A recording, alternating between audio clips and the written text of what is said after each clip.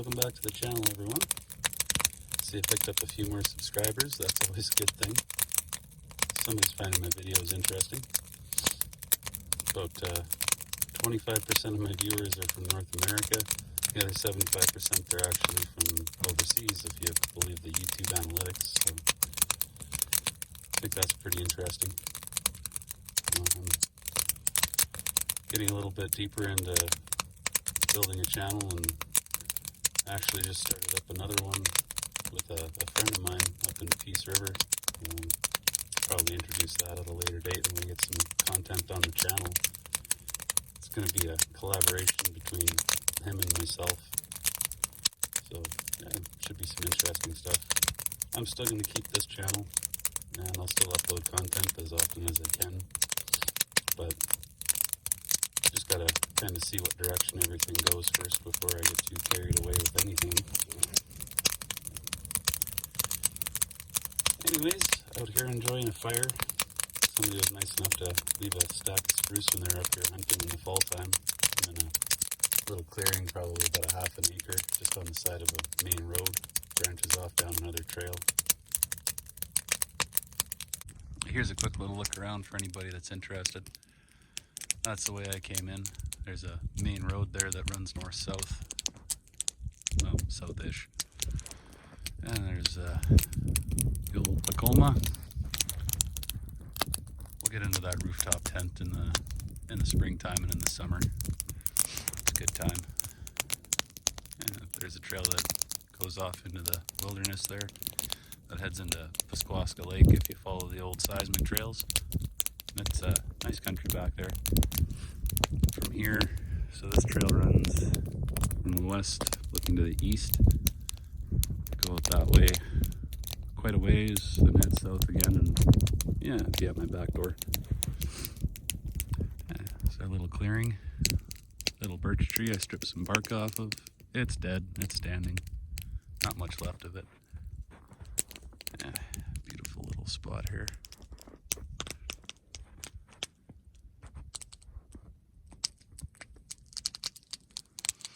Now, here's a navigation tip for everybody. They say the sun rises in the east and sets in the west. Everybody knows that. Well, up here, especially in the wintertime, you might as well just say that the sun rises in the south and it sets in the south. So it's not hard figuring directions out as the days get shorter.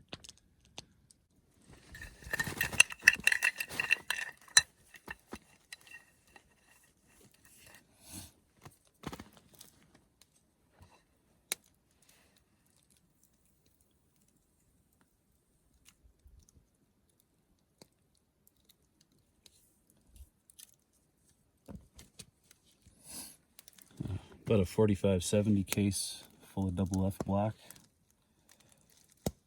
It's about 70 greens. Should be enough to get the job done. I'd use triple F if I had some left, but I'm looking and I couldn't really find any, so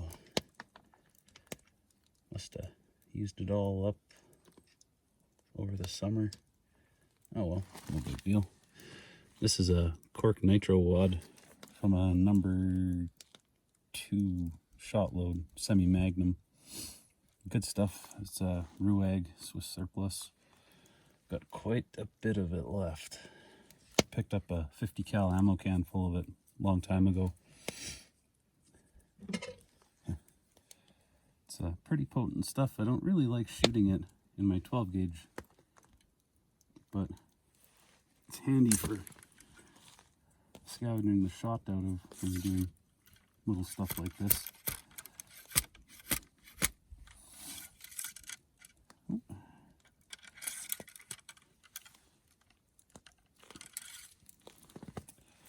Jam that in there.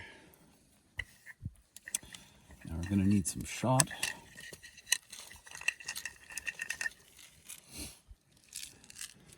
This is why you don't throw old stuff away. We've got quite a collection of what looks like junk at home.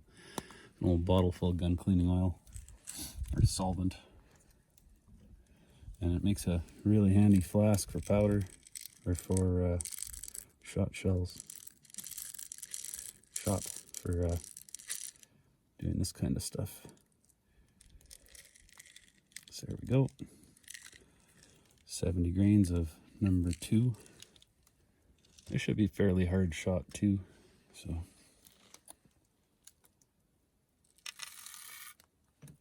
Drop that in there. Over top of it to hold her all in place. I'll just use a cleaning patch with some lube on it. The lube's not going to do much jammed up in the patch, but it should help it stick in the bore a little bit better. Keep your shot column in place. So, give that a little rammy. There we go.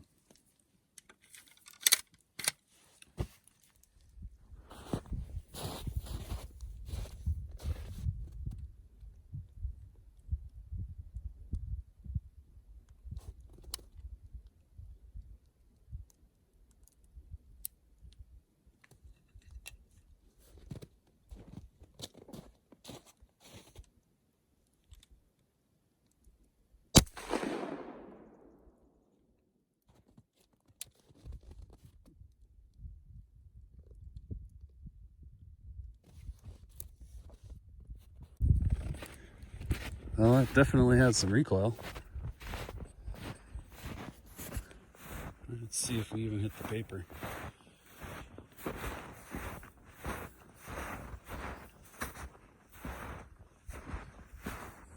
Yeah. There's my little patch over top of my shot. Well,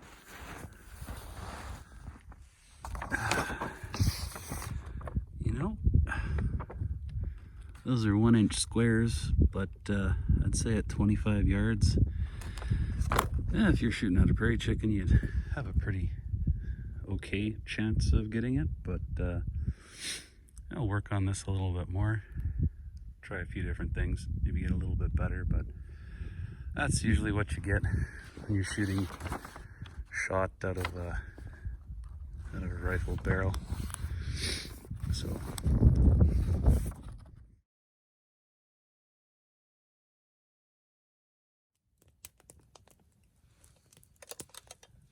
growing up as a kid, I used to see these everywhere I went. These are the little mess tins, the German ones. They're really popular for a while. They have 3 pieces, so they have a lid and then they have another intermediate piece, all aluminum. And I always thought, why would I have that when I can have a nice stainless steel Kuglins or Woods brand cook set, right? And now look at me. I looked high and low for one of these, couldn't find one locally, so I actually ordered from Bruce Delika. I ordered quite a bit of stuff from them. Their shipping isn't bad. Their import tax isn't that bad either on most of the stuff that I get from them, so probably one of my most anticipated deliveries. If you know that there's a package coming from them, you check that tracking number 4 times a day to see where it is. This is a Pathfinder canteen, wide mouth canteen. That's another really handy thing to have. I don't like really packing water in it because it holds a lot of water. It's really heavy. So in the winter time, it usually stays empty when I'm out and about. I can build a fire pretty quick and just pack it full of snow and no water. But this is just a quick trip. I mean, I'm 15 minutes from home right now, so I filled it up full of water for the trip. Make a little cup of tea or maybe some coffee. We'll see. But I've pretty much packed that canteen around with me for the last, I don't know, 8 or 9 months everywhere that I've went. It's come in really handy a few times. You want to be able to pretty much use any container that you carry out here over top of a fire. Otherwise, well, it's just a waste. Plastic Nalgene bottles or Camelback bottles. Hey, if you want to pack one, go for it. But you watch these survival shows and people are boiling water and plastic water bottles and stuff, and you know, curiosity's sake, I've tried that, and the water doesn't taste very good. So just any container, any metal container that you can hang over a fire, get some water boiled up, that's priceless out here.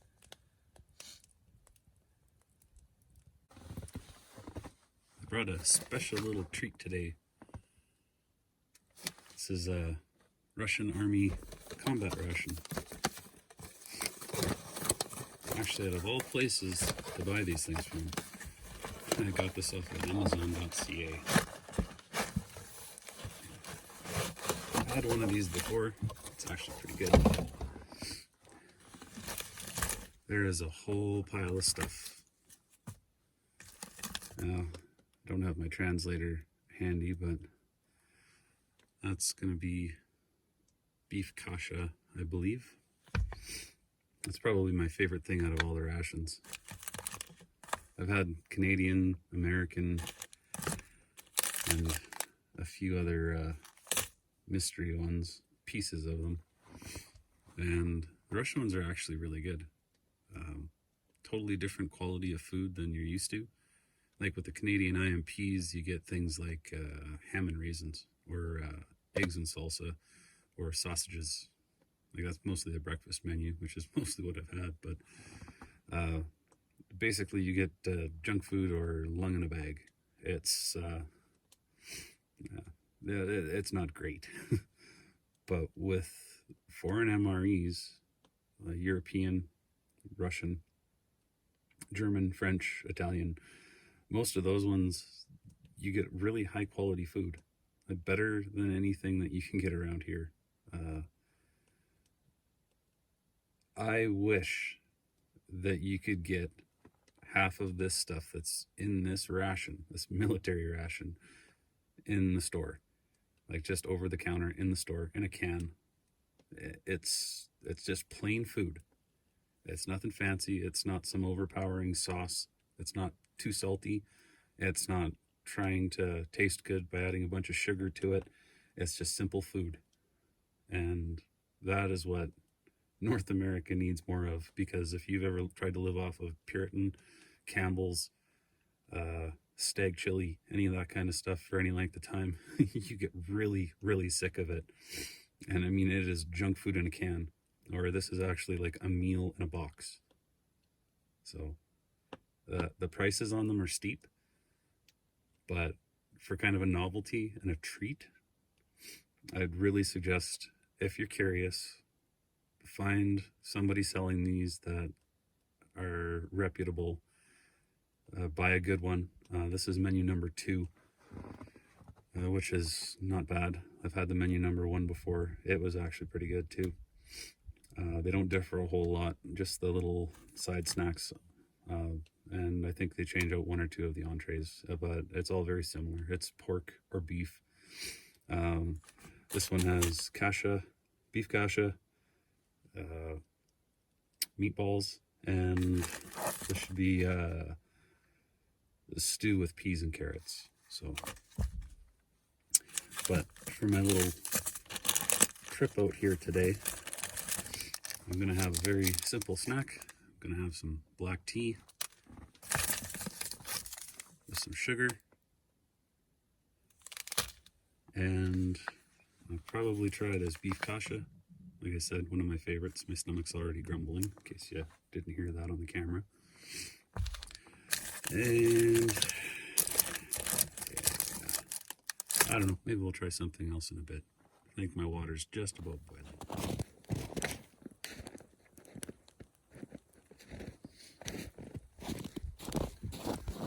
Heating up one of these little foil packs is actually pretty simple. Pull the corner open a little bit so I can vent. My little mess kit there, it's got about a few inches of water in it, just enough to basically heat up about half of the pack and heat transfer, blah blah blah. Maybe that's a bit too much water.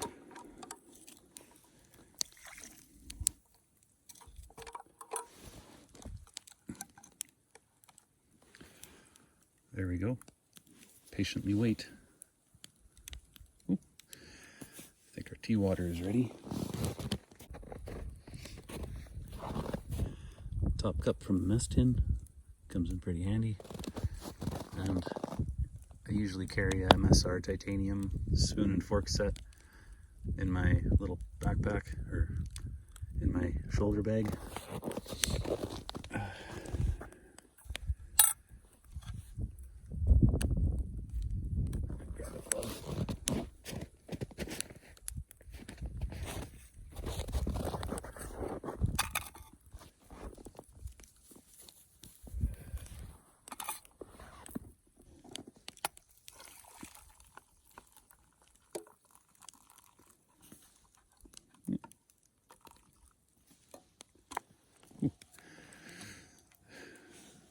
Yeah, that canteen, I can't say enough good things about it.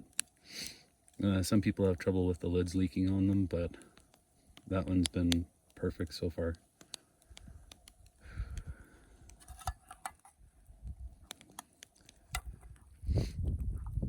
Even the tea in these rations is really good. I haven't tried any of the instant coffee that comes in them, but I'm gonna imagine that's pretty good too. I haven't been disappointed yet. I'll let that steep a little bit.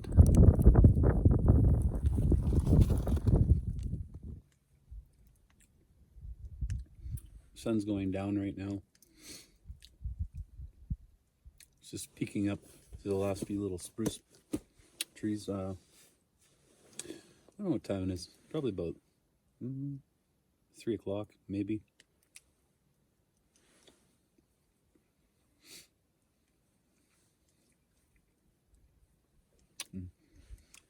This hits the spot in the cold weather. I mean, it's just plain, simple, nothing fancy. Not too salty, not covered in garlic or sugar or salt.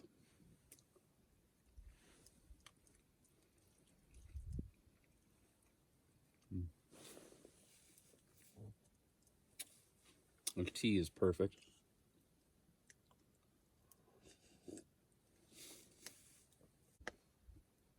It's today? December 13th, 14th. I don't know, about December 15th. It's Sunday. Christmas holidays are coming up pretty quick for everybody. I like to get out, set up the snow tracker, maybe spend a night out on one of the lakes around here, do some ice fishing. The whitefish are doing pretty good over in Snipe Lake right now, so maybe I'll go over there and see if I can catch and or snag one or two. Yeah.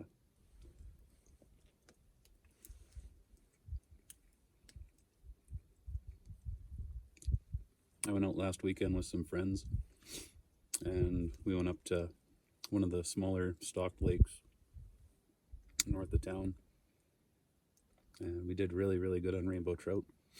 I'll throw a picture in so everybody can see them.